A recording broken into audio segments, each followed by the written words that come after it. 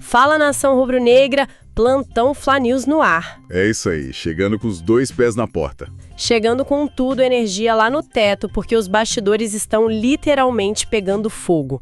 Já peço logo de cara pra galera sentar o dedo no like, se inscrever no canal e compartilhar essa transmissão em todos os grupos de WhatsApp da nossa família rubro-negra. Com certeza, ajuda demais o nosso trabalho. Pois é, isso ajuda o plantão a crescer e a trazer muito mais exclusivas para a nação. E faz o seguinte, quem estiver acompanhando agora, já larga aí nos comentários o nome e a cidade de onde está mandando essa energia positiva. Vamos criar uma gigantesca família rubro-negra por aqui. Um abraço imenso para toda a nação. O clima hoje é de pura ebulição lá no Ninho do Urubu, viu? E a nossa pauta não tem aquela enrolação teórica de sempre, não. É só informação quente. Exatamente. A missão de hoje é ir direto ao ponto, rasgando o verbo. O cardápio tá pesadíssimo. Põe pesado nisso. A gente tem a estreia na Copa do Brasil, exigindo umas mudanças táticas bem drásticas, peças super importantes negociando a saída na surdina. Pois é, e o mercado europeu de olho vivo. Sim, o mercado da bola fervendo com nomes de peso lá da Europa. Nação, a informação hoje chega super detalhada e totalmente sem filtro. E olha, não dá nem para analisar esse tal mercado da bola sem entender primeiro a vitrine de hoje à noite, né? Faz todo sentido. Essa ansiedade toda da torcida pro jogo no Maracanã, agora contra o Vitória, dita muito o ritmo das negociações. O planejamento da comissão técnica do Leonardo Jardim para essas 21h30 tá amarrado com quem fica, quem sai e quem precisa mostrar serviço. Mas vamos jogar bem limpo com a torcida agora. A gente escuta muita conversa nos bastidores de que a Copa do Brasil, por causa desse calendário estrangulador que a gente tem, seria deixada meio que em segundo plano. Para focar no Brasileirão e na Libertadores, né? Isso. Existe mesmo esse clima de, de ir com o freio de mão puxado lá dentro do ninho? Olha, de forma alguma, a gente traz aquele detalhe fino de bastidor que explica bem a mentalidade atual. Rolou uma resenha interna pesada no Ninho do Urubu e o Emerson Royal foi questionado exatamente sobre isso. E o que ele mandou? A resposta dele foi assim, super categórica. Ele mandou a prioridade é sempre o próximo jogo. Simples assim. Que alívio ouvir isso, cara. Total. Não existe mais essa engenharia maluca de largar uma competição de lado no Flamengo atual. A ordem é entrar para amassar e garantir logo uma classificação tranquila para as oitavas. O único problema é que o desgaste físico não perdoa, né? O desgaste é o grande inimigo. Exato. E é aí que a rotação do elenco vira uma parada obrigatória. Deixa eu usar uma analogia aqui pra galera visualizar o tamanho da bucha que o Leonardo Jardim tem na mão agora. O elenco do Flamengo hoje é tipo um carro de Fórmula 1 de altíssimo desempenho. Boa. A gente tá bem no meio do campeonato, voando solto na pista, mas os pneus estão em frangalho, sabe? Isso, gastos no talo. Isso, a equipe precisa ir pro pit stop e trocar essas peças urgente. Mas a minha dúvida mais tática é a seguinte: tirar essas peças-chave e colocar os substitutos não é só trocar o pneu.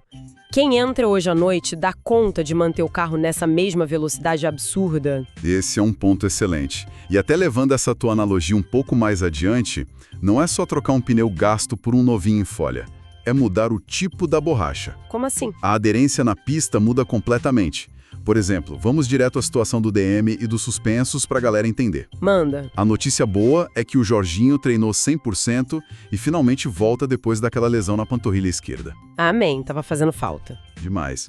Mas em compensação, o Carrascal e o Pulgar estão fora por suspensão automática e o Lucas Paquetá também vira desfalque por precaução. Putz, o meio de campo sente muito. Sente, porque quando a comissão técnica tira um cara de marcação e cadência pura, como o Pulgar, e bota o Everton Araújo no lugar... O time fica mais rápido, né? Exato. O time ganha uma baita transição rápida, mas perde feio naquela contenção de espaço lá atrás, no bloco baixo. É uma mudança de característica que altera o motor todo da equipe. E como esse quebra-cabeça maluco vai se desenrolar no gramado hoje? Quem vai pra pista de fato? A provável escalação vem com uma baita novidade. O Hendry faz a primeira partida oficial dele no gol sob o comando do Jardim. Finalmente a chance do garoto. Pois é. A linha de defesa vem com Emerson Royal, Danilo, Vitão e o Ayrton Lucas. Defesa sólida. No meio, a trinca tem o Everton Araújo, esse retorno de peso do Jorginho, e o De La Cruz solto, ditando aquele ritmo que a gente conhece. E lá na frente? Na frente é correria pura, um ataque de muita velocidade com o Luiz Araújo, Everton Cebolinha e o Bruno Henrique. Eita, é aí que o nosso plantão conecta todos os pontos.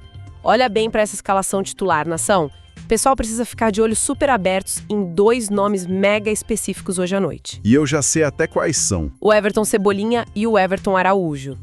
Porque as informações de bastidor que a gente tem indicam que eles são as peças mais visadas para deixar a Gávea nessa janela. É verdade. A vitrine do Maracanã hoje vale milhões para o mercado europeu.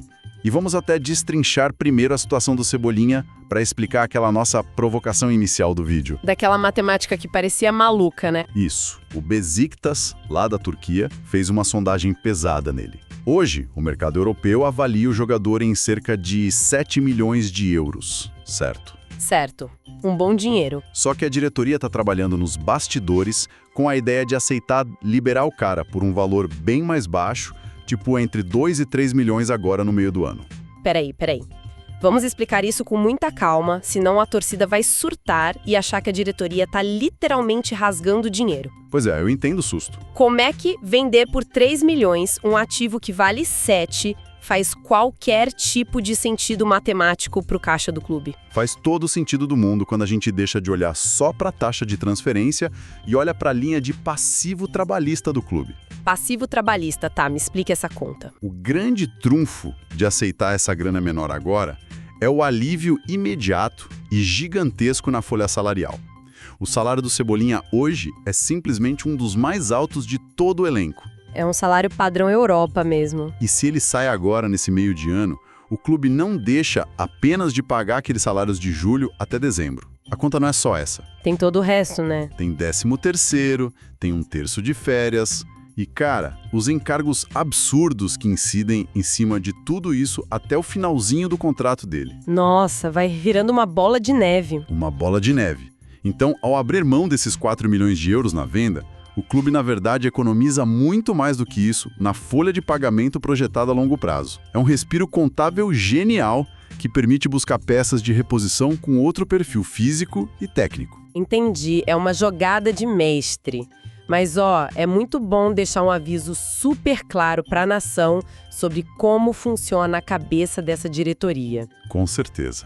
Essa flexibilidade matemática de dar aquele desconto bacana no valor da multa, o Flamengo só faz se for para mandar o jogador lá para o outro lado do oceano. Exatamente. Turquia, Europa ou Oriente Médio. Exato. Se for para negociar com um rival aqui dentro do Brasil, a postura muda da água para o vinho. Cruzeiro, Grêmio, Fluminense, até o Palmeiras já deram aquela sondada no Cebolinha. E levaram porta na cara. Literalmente.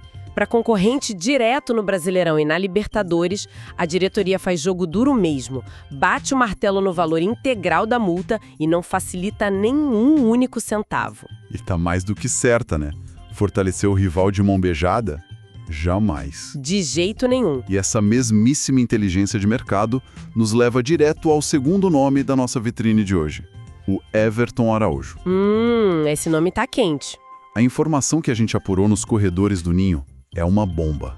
O Real Madrid tá mapeando o volante muito de perto. Real Madrid? Caramba! Sim, e a engrenagem por trás desse interesse é fascinante. O Eduardo Camavinga, que inclusive é amicíssimo do Vini Júnior, e sempre demonstrou simpatia pelo Mengão. Sim, vira e mexe aparece com a camisa. Pois é, ele tá praticamente de saída lá do clube espanhol. E além disso, o Real Madrid tá vivendo um período de transição bizarro, avaliando até se traz o Klopp ou o Mourinho para comandar a equipe. Uma baita mudança de rumo. Total. E o perfil que a diretoria merengue exige hoje pro meio de campo não é mais só aquele passador de bola clássico, bonitinho. Eles querem um verdadeiro trator físico, um cara que ganha a dividida e saiba saindo jogando de cabeça erguida. E o Everton Araújo encaixa feito uma luva nisso. Virou o alvo sul-americano perfeito para repor essa intensidade que eles vão perder com o Camavinga. Olha, eu confesso que fico orgulhosa do garoto. Mas aí eu preciso fazer aqui o papel de advogada do diabo para a nação. Manda. Se o Real Madrid chega com aquele caminhão de euros, paga a multa e leva o Everton Araújo embora, a torcida inteira automaticamente já vai cobrar uma reposição à altura, né? É imediato, não tem jeito. E o grande sonho de consumo, o clamor absoluto ali da arquibancada, é repatriar o nosso pitbull, o João Gomes. O nome dele é o primeiro que gritam. Mas vem cá, como é que o Mengão vai entrar nessa briga por ele se o Manchester United também quer o cara? A nossa moeda aqui é o real, suado, enquanto a moeda deles é a libra esterlina. Como que isso é possível? Então, a resposta para isso tá numa sigla de 3 letras que tá botando pânico na Inglaterra inteira hoje. PSR. PSR, o que é isso? São as regras de lucratividade e sustentabilidade da Premier League. É basicamente o que a gente chamava de fair play financeiro, só que muito mais agressivo agora. Entendi, pega um pesado. Demais. E olha a situação. O Wolverhampton, que é o time do João Gomes, acabou de ser matematicamente rebaixado. E quando um clube cai por lá, a cota de televisão deles despenca num nível absurdo. Vira o dinheiro de pinga perto do que era. Exato. E essas regras inglesas do PSR obrigam os clubes a fechar todas as contas rigorosamente até o dia 30 de junho. Se não fecharem no azul, eles começam a segunda divisão já perdendo pontos na tabela. Nossa, é o desespero total pros caras. É o chamado fire sale, aquela liquidação de queima de estoque. E o João Gomes é de longe o ativo mais valioso que eles têm no elenco, sendo avaliado ali na casa dos 30 a 35 milhões de euros. Tá, eu entendi essa corda no pescoço do clube inglês. Faz sentido. Mas e o Manchester United nessa história toda? Cadê o dinheiro deles? O United é malandro. Eles sabem desse desespero do Wolverhampton e estão jogando totalmente com o relógio. Eles estão oferecendo valores bem abaixo do mercado, só para ver até onde o time rebaixado aguenta segurar o fôlego. Querem vencer pelo cansaço. Perfeito. É exatamente nessa janela de negociação arrastada, nessa demora toda, que o Flamengo consegue entrar rasgando. Ah, porque se a venda do Everton Araújo para o Real Madrid realmente acontecer, entra um caixa milionário e muito rápido para o clube, né? Exatamente. O clube carioca ganha um poder de fogo imediato para botar na mesa uma proposta super estruturada e à vista para o Wolverhampton.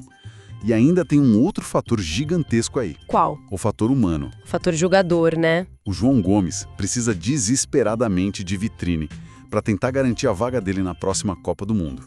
Verdade, a concorrência na seleção tá insana. Voltar para casa para ser protagonista e titular absoluto num projeto rubro-negro forte pode pesar infinitamente mais na cabeça dele do que para um United que, convenhamos, vive uma fase super instável e que queima jogador toda hora. É sensacional essa leitura do mercado e já que a gente está mudando ali da volância direto para a linha de zaga, nação, eu preciso bater no peito aqui. Pode bater que essa foi cravada, nossa. Olha, depois que nós falamos, todo mundo tá falando, o mercado simplesmente estremeceu quando a gente trouxe em primeiríssima mão o nome do zagueirão Alexandro, lá do Lille da França. Foi uma apuração nossa, cirúrgica, e a gente está falando de um baita perfil. É um zagueiro canhoto, de 26 anos, com 1,91 m de altura. Um verdadeiro trator. Uma rocha na bola aérea, cara, que é um fundamento que vira e mexe e ainda dá umas dores de cabeça lá atrás. E a nossa apuração de bastidor que a gente cravou foi muito clara. Pode repetir para quem não ouviu? Prioridade dele, número 1, caso resolva retornar ao Brasil agora, é o Flamengo e ponto final. O Palmeiras até tentou atravessar o negócio, chegou junto, oferecendo o plano de carreira e os cambal, e ele simplesmente esnobou a equipe paulista. Deu as costas e tchau. A identificação do cara com um manto pesa muito nessas horas. Mas olha, estrategicamente falando, por que trazer esse nome de fora é tão vital para a diretoria agora? Porque a gente tem que ter a frieza de olhar para o papel, para o contrato do Danilo. O nosso xerife ali é um monstro sagrado do futebol, indiscutível, mas o vínculo atual termina em dezembro. E a gente sabe que existe uma chance gigantesca, muito real mesmo, dele anunciar a aposentadoria no fim do ano. Exato. Não dá de jeito nenhum para esperar o cara pendurar as chuteiras lá no último jogo do Brasileirão para só então começar a ligar para empresário na Europa procurando o zagueiro correndo contra o tempo. Tem que antecipar o mercado. De ficar repatriando o jogador que tá lá, no meio de tabela, meio sem brilho na Europa, o cara não quer voltar só porque, sei lá, não deu certo e não teve bola para os times gigantes? Olha, É um medo supernatural da torcida. Aquele pavor de comprar o famoso refúgio europeu, né? Sim, a galera morre de medo disso. mas a gente desconstrói essa tese inteira, só olhando para o que aconteceu com o Lucas Paquetá agora. Puxa, baita exemplo. Muita gente torceu o nariz quando o Paquetá voltou. Ficaram questionando a parte física dele, o ritmo de jogo, dizendo que estava encostado. Mas olha para ele hoje. Ele é o termômetro absoluto do time do Leonardo Jardim. E vamos direto para os fatos e números, que não mentem. Adoro números, manda. Santo dia nos programas esportivos. Parece que não tem outro jogador. Pois bem, pega os dados. O Paquetá, atuando pelo Flamengo só nessa temporada, tem números superiores em gols e em assistências se comparado diretamente com Arias. Mentira! Olha aí. Fato. E o grande detalhe é como ele joga. O sacrifício que ele faz. Se você pegar o mapa de calor dele nos jogos, mostra o cara caindo pela ponta direita, flutuando lá pelo meio e pisando dentro da pequena área como se fosse um centroavante. Ele tá em todo lugar do campo. Ele não voltou para se encostar na grife do nome dele e dar tchauzinho para a torcida. Ele voltou entregando uma intensidade física padrão Europa, que simplesmente sobrou demais aqui no nosso calendário sul-americano. Mas sobrou tanto que a gente precisa mandar um recado mega direto hoje. O Sr. Carlo Ancelotti vai ser literalmente obrigado a convocar. Não só o Paquetá, tá? Ah, tem que levar mais gente. Tem que levar o Léo Pereira e o Pedro para essa Copa do Mundo. A consistência técnica e tática desses três hoje é nível de seleção mundial indiscutível. Deixar essa nossa rapaziada de fora da lista só para chamar jogador reserva de time de meio de tabela da Europa seria uma cegueira tática imperdoável daquela comissão técnica da seleção brasileira. É meritocracia pura, não tem mistério.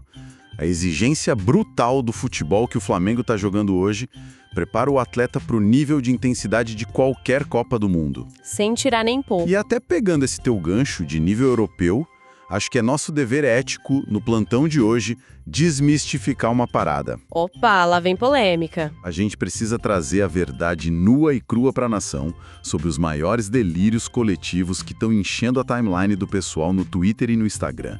Os famosos sonhos impossíveis que um monte de perfil caça-clique fica plantando todo santo dia para ganhar like. Ai, finalmente. Nação, chegou a hora do nosso choque de realidade diário. A galera lota os nossos comentários aqui em todo o vídeo perguntando: mas e o Bernardo Silva, vem ou não vem? E o Thiago Almada, tá fechado? Vamos destrinchar agora, de uma vez por todas, o porquê de esses nomes, hoje, serem pura ficção científica no mercado sul-americano. Vamos começar pelo craque lá do Manchester City, o Bernardo Silva. O maestro do Guardiola. O próprio. O fato real que esses perfis usam como isca para as pessoas caírem é que o contrato dele lá na Inglaterra está mesmo acabando e como o City já caiu fora da Champions, a temporada europeia deles acaba logo ali em maio. E aí ele poderia, em tese, assinar um pré-contrato com quem quiser, certo? Certo. A matemática teórica da coisa até atrai o torcedor. Acha que vem de graça. Mas a engenharia financeira prática do mundo real impossibilita o negócio completamente. Mas peraí, me explica o porquê de impossibilitar. Se o cara viria de graça, livre, sem o clube precisar pagar multa rescisória astronômica pra ninguém. Porque o empresário desse cara se chama Jorge Mendes. E quem acompanha o mínimo dos bastidores pesados da bola sabe muito bem que o Mendes não é um simples intermediário. Ele é uma raposa. A agência dele trabalha com um modelo extremamente agressivo de luvas, que é aquele prêmio milionário só pela assinatura do contrato. E eles exigem o controle massivo de toda a parte de direitos de imagem do atleta. Ah, e a nossa diretoria não brinca com isso. A pagamento de comissões de agentes e para essas luvas parceladas. Inclusive, a gente até lembra que no passado rolou uma baita de uma dor de cabeça com esse Jorge Mendes, né? Histórico. Já houve rusgas enormes com ele lá na época da renovação do Felipe Luiz, justamente por causa desse modelo de negócio inflexível que ele impõe. É, o cara não cede 1 milímetro. E além de toda essa barreira estrutural enorme com a gente, a Juventus da Itália já chegou com os 2 pés na porta do jogador. Eles estão oferecendo um salário anual na casa dos 9 a 10 milhões de euros, dinheiro limpo de imposto, fora bônus por metas alcançadas. Meu Deus, é surreal de caro. Um jogador super adaptado à Europa, com mercado gigantesco, num time italiano pagando essa fortuna. Achar que ele vai vir pra cá agora é pura ilusão, cara. Tá bom. O Bernardo Silva eu entendi que é um devaneio contábil sem tamanho. Mas e o caso do Thiago Almada? Porque a grande narrativa que corre solta lá nos nossos grupos do WhatsApp é que ele estaria completamente escanteado no Atlético de Madrid, amargando o fundo do banco, super insatisfeito e até pedindo para sair. Isso não criaria uma oportunidade de ouro de mercado pra gente? Criaria se não fosse uma premissa completamente falsa. Isso é fake news tática pura e simples. O Almada não tá encostado lá coisa nenhuma. Mentira, juravam pra mim que ele não jogava. Juro pra você. E pra entender o porquê desse boato, a gente precisa olhar pra como o Diego Simeone trabalha o esquema dele lá no Atlético. O Simeone exige o sacrifício físico absurdo de todo mundo, o famoso cholismo. Aquela correria insana que ele pede. Exato. O Almada, só nessa atual temporada europeia, atuou em mais de 30 partidas, mesclando jogos da La Liga, Copa do Rei e Champions League. E detalhe, foi titular em quase metade delas. 30 partidas, caramba, isso é muita coisa. Muito. E o cara ainda anotou 4 gols e deu 2 assistências. Ele está inserido dentro de um rodízio perfeitamente normal e esperado para um jogador jovem em ascensão num clube que disputa 3 competições em altíssimo nível na Europa. Ou seja, a galera tá viajando. Ele tá totalmente dentro da engrenagem do time titular, não tá esquecido no fundo do banco de reservas chorando. Exatamente. E o ponto mais focal de todos é o tal do planejamento esportivo do Atlético de Madrid a curtíssimo prazo. Tem a ver com o Griezmann, né? Na mosca. O Antoine Griezmann, que é o cérebro e o coração daquele time há anos, tá nos últimos capítulos da história dele na Espanha e a tendência claríssima de mercado hoje é que ele faça as malas e vá jogar na MLS, lá no Orlando, na próxima temporada. Então estão preparando o terreno para ele vazar. Exato. A comissão técnica do Atlético preparou o Almada com muito cuidado durante esses 30 jogos justamente para ele conseguir absorver o sistema bizarro do Simeone e ser o substituto natural do francês no esquema tático a partir de agosto. Nossa, tá tudo amarrado. Tirar o moleque de Madrid agora seria ir contra todo um puta projeto de sucessão que a diretoria espanhola já desenhou para ele.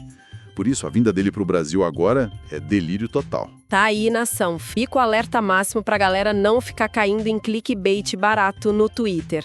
Bom, agora saindo um pouco do mercado da bola, eu preciso muito fazer um alerta de nível de emergência para toda a nação rubro-negra. Opa, o assunto é sério agora. Seríssimo. O que está acontecendo fora das 4 linhas, nessa guerra suja de narrativas da imprensa, beira o absurdo completo. A mídia esportiva paulista e diversas páginas e canais que são super ligados ao São Paulo iniciaram um lobby descarado, criminoso até nas redes sociais. O negócio tá feio. Estão criando compilações forçadas, editando videozinho no TikTok, reclamando sistematicamente de todo e qualquer pênalti que é marcado a favor do Flamengo quando o Arrascaeta é derrubado na área. Eles batem na mesma tecla 24 horas por dia. E é muito importante que o torcedor em casa entenda qual é o verdadeiro mecanismo por trás disso tudo. Não é só aquele choro de perdedor que a gente está acostumado, sabe? Tem método na loucura deles. Muito método. É uma tática suja, muito antiga e infelizmente bem eficaz de condicionamento de arbitragem. O grande objetivo de fazer esse bombardeio midiático bizarro é plantar uma semente de dúvida na cabeça do árbitro de campo. E pior ainda, na cabeça do cara que opera o VAR lá na cabine. Eles querem criar um pânico no juiz. Eles querem que o juiz pise no gramado do Maracanã, já totalmente pressionado pelo psicológico, morrendo de medo da repercussão nos programas esportivos nacionais se ele apitar uma falta clara dentro da área no nosso uruguaio. Sendo que a verdade tática por trás de todos esses lances é uma coisa muito simples. Que é a velocidade de raciocínio do Arrascaeta, né? Exatamente. O Arrascaeta sofre as faltas porque a bola parece que gruda no pé dele, ele tem um raciocínio que está muito, mas muito acima da média, e os zagueiros aqui no Brasil, que no geral jogam muito mais baseados na força e na imposição física do que na técnica, simplesmente chegam um tempo completamente atrasados na dividida. Perfeito. O cara sofre a falta única e exclusivamente porque ele joga em outra rotação. É de outro planeta. E é exatamente por isso que a gente faz essa convocação forte hoje. A nação precisa ocupar os espaços digitais. Tem que ir pra cima. Vão para as redes sociais, defendam o nosso Camisa 14, postem os lances completos sem a tal da edição tendenciosa que os paulistas fazem. A gente não pode deixar esse clubismo barato da imprensa de fora tentar prejudicar o nosso time e acabar roubando a confiança da arbitragem no grito. A torcida é o verdadeiro escudo do Flamengo, tanto dentro da arquibancada lotada, quanto lá na internet também. Faça das tuas palavras as minhas e olha, para amarrar tudo isso que a gente destrinchou nesse plantão de hoje, desde aquele papo de mercado europeu inflacionado até esse condicionamento ridículo de narrativas, eu quero muito deixar uma reflexão tática e estrutural para quem está acompanhando a gente tentar digerir até o jogo de mais tarde. Manda bala, manda que eu adoro essas tuas leituras. Pessoal, prestem muita atenção em toda a movimentação que a gente descreveu aqui.